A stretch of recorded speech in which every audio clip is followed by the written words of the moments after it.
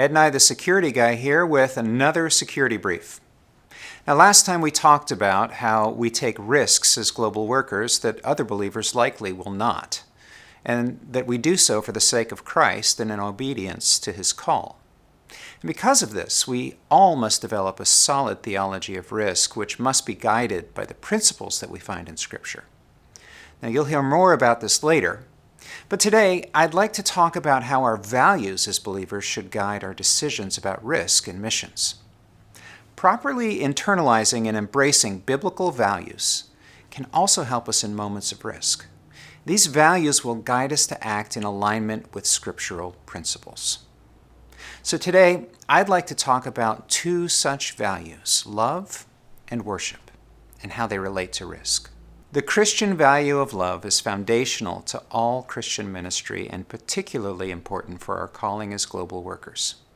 If we truly love God as he deserves to be loved, we will also love those that he loves. Then we will be willing to risk all for their sake because he also risked all for our sake.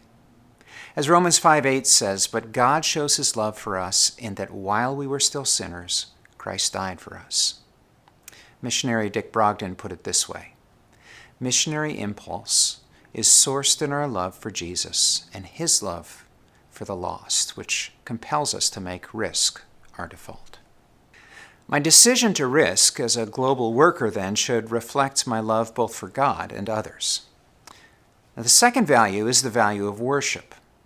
My love for God means that I love what he loves, and this becomes my act of worship.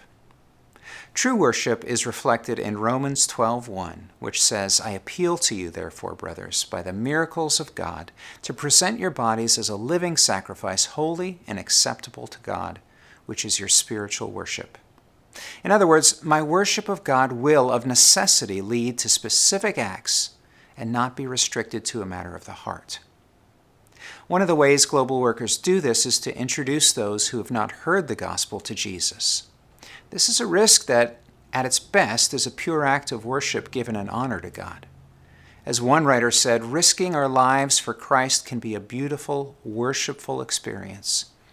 We see our shortcomings so well in risk, but we also see God's grace poured out on us and others through the experience.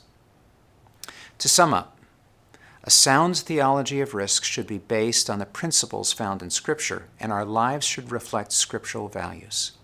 And two of these values are love and worship. Now you know.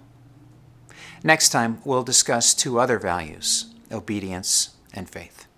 We'll see you then.